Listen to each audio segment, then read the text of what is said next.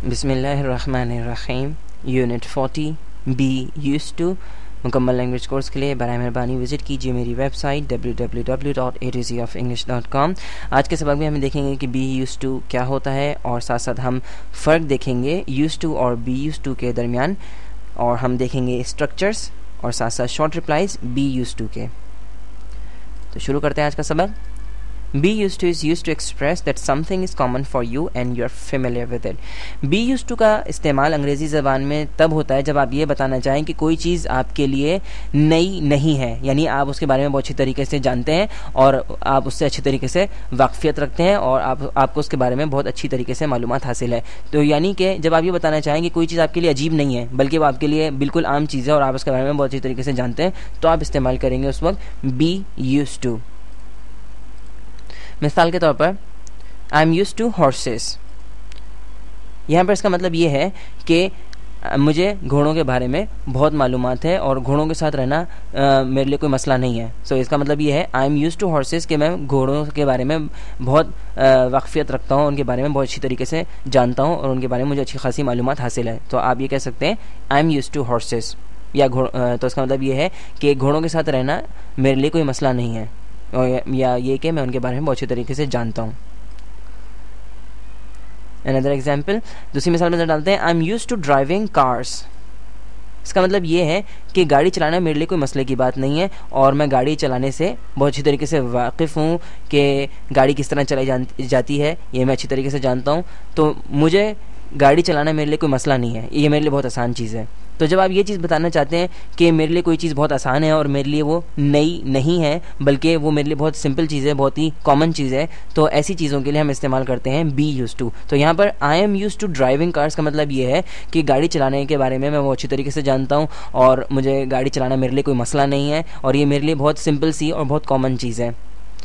अब यहाँ पर फ़र्क क्या आता है अंग्रेज़ी ज़बान का और उर्दू ज़बान का, कि अंग्रेज़ी ज़बान में तो आप देख रहे हैं कि बी यूज्ड टू का हम वर्ब फ्रेज़ यानी कि बी यूज्ड टू स्ट्रक्चर इस्तेमाल कर रहे हैं और उर्दू ज़बान के अंदर ऐसा कोई लफ्ज़ नहीं है, ऐसी कोई ख़ास यानी चीज़ नहीं है जिसको हम इस्तेमाल करके अपनी वाक़फ़ियत का इज़हार कर सकें। हम यही उर्दू में हमारे पास चीज़ें हैं कि भाई मैं किसी चीज़ के बारे में बहुत अच्छी तरीके से जानता हूँ या मुझे इसके बारे में बहुत सारी मालूमात है या मैं इस चीज़ के बारे में बहुत वाक़फ़ियत रखता हूँ। ये मुख्तलिफ़ जुमले जो हैं हम इस्तेमाल करते हैं उर्दू ज़बान में जब हम बताना चाहते हैं कि हमें किसी चीज़ के बारे में बहुत सारी मालूमात है।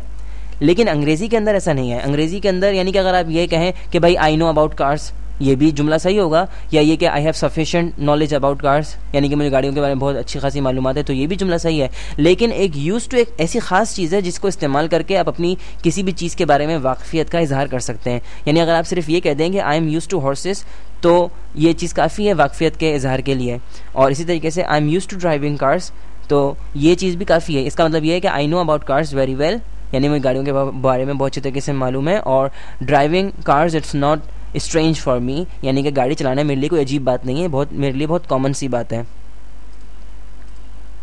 अब हम फ़र्क देखेंगे यूज्ड टू और बी यूज्ड टू का। Used to shows past time. Used to का जो ताल्लुक है वो माजी से है। I used to play cricket showing a past habit. जब आपको मालूम है हम इससे पिछले ट्यूटोरियल्स के अंदर यूज्ड टू कर चुके हैं, खैर वही मैं फ़र्क बताने की यहाँ पे कोशिश कर रहा हूँ कि यूज्ड टू और बी यूज्ड टू के अंदर क्या फ़र्क है। यूज्ड टू जो है वो माजी से ताल्लुक़ रखता है और ये माजी की आदतों को और जो रिपीटेड एक्शंस हैं या माजी की हालत को ज़ाहिर करता है और इसका ताल्लुक़ मुकम्मल तौर पर माजी से होता है। जबकि बी यूज्ड टू जो है वो प्रेजेंट टाइम को ज़ाहिर करता है।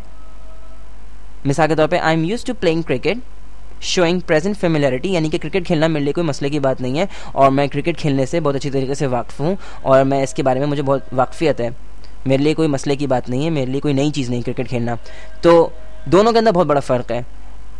अपेरेंस वाइज तो फ़र्क इतना नज़र नहीं आ रहा, सिर्फ बी का फ़र्क है, यानी कि उसमें बी मौजूद नहीं है और इसमें बी मौजूद है, लेकिन दोनों के अंदर ज़मीन आसमान का फ़र्क है कि यूज्ड टू जो है वो माजी की आदतों को ज़ाहिर करता है, हैबिट को ज़ाहिर करता है, माजी के रिपीटेड एक्शंस को ज़ाहिर करता है, लेकिन बी यूज्ड टू जो है वो प्रेजेंट टाइम को ज़ाहिर करता है, प्रेजेंट फेमिलियरिटी को, यानी कि जो चीज़ वो जिन चीज़ों से आप वाक़फ़ियत रखते हैं और माजी प्रेजेंट के अंदर आप जिन चीज़ों के बारे में बहुत अच्छी तरीके से जानते हैं और वो चीज़ें आपके लिए नई नहीं हैं और उनके बारे में आप बहुत अच्छी तरीके से मालूमात रखते हैं, तो ऐसी चीज़ों के लिए हम बी यूज्ड टू का इस्तेमाल करते हैं।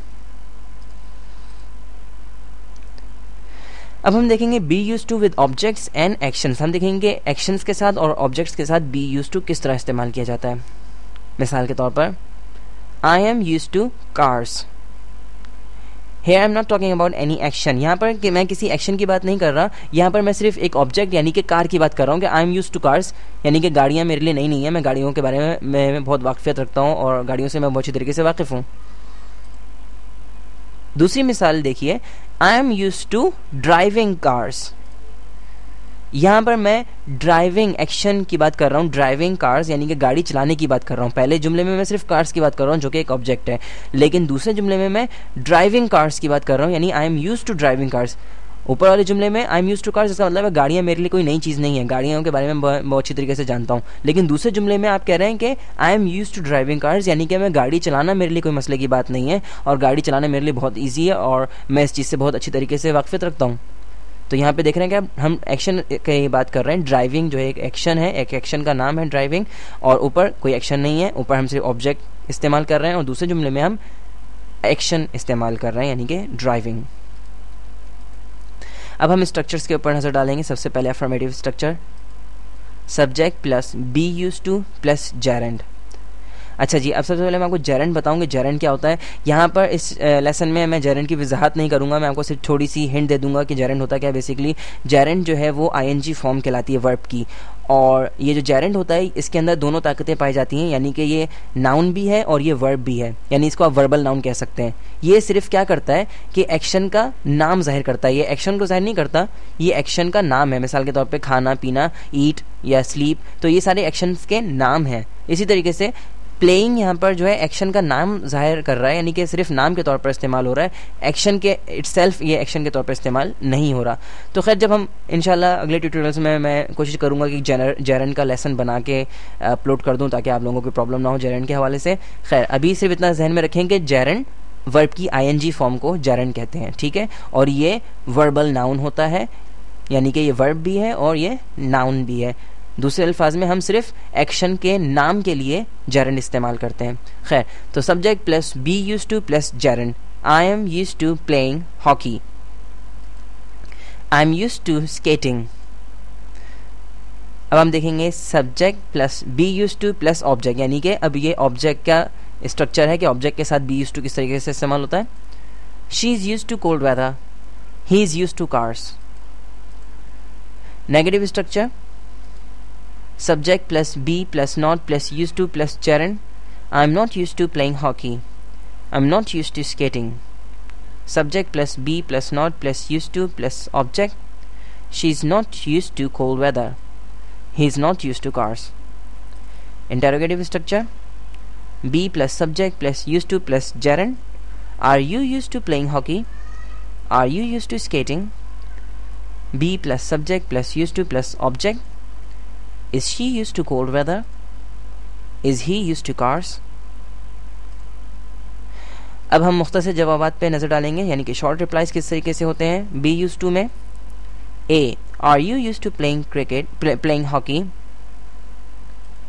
B, yes I am.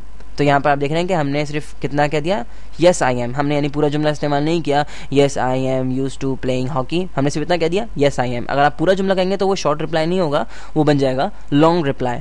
तो शॉर्ट रिप्लाई जो है बहुत अच्छी चीज़ है अंग्रेज़ी ज़बान में, और मैं आपको यही कहूँगा कि आप शॉर्ट रिप्लाई ज़रूर इस्तेमाल किया करें। C, are you used to cats. D, no I am not. Ali, is she used to parties. Sara, no she isn't. अगर आपको ये ट्यूटोरियल पसंद आया तो बराए मेहरबानी ज़रूर रेट कीजिएगा इस वीडियो को, और एक्सरसाइज सॉल्व करना बिल्कुल भी मत भूलिएगा। To solve exercise please visit my website www.atzofoenglish.com। और मैं हूँ फैसल समीउल्लाह। इंशाल्लाह आपसे अगले ट्यूटोरियल में बहुत जल्द मुलाकात होगी, और अगर आपको कोई चीज़ समझ में ना आए तो ज़रूर कमेंट्स लिखा करें और मुझको मैसेज किया करें ताकि मैं अगले ट्यूटोरियल्स में आपकी वो प्रॉब्लम को सॉल्व कर सकूं। तब तक के लिए अल्लाह हाफ़िज़, इंशाल्लाह फिर मुलाकात होगी।